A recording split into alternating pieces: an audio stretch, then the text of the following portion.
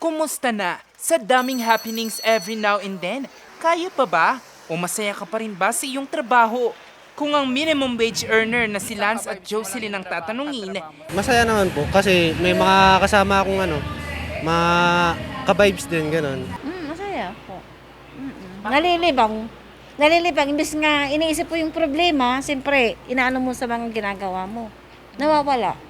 Nawawalang stress. sa pag-aaral na inilabas ang Job Street by 6 sa Workplace Happiness Index, pumangalawa ang mga manggagawang Pilipino na pinakamasayang empleyado sa buong Asia-Pacific region.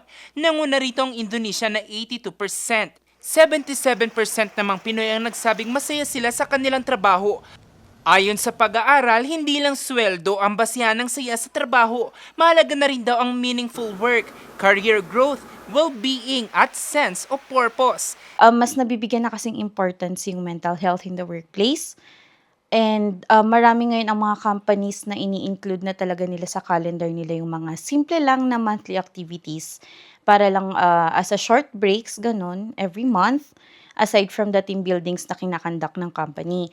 So, that kind of activities kasi very inclusive na siya. Ang pagiging masaya sa trabaho at positibong work environment nakakatulong raw sa productivity at performance sa mga empleyado.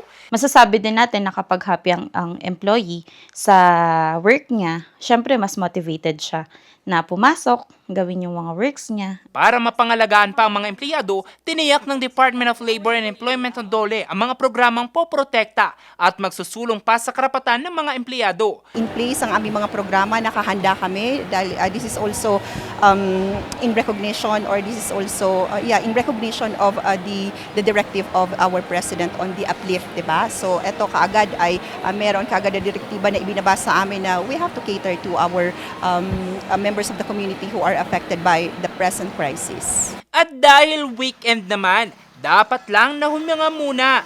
Tao ka rin naman at deserve mong maging masaya. Sa Lunes, laban ulit ha. Jose Robert Inventor, Nation on the Move.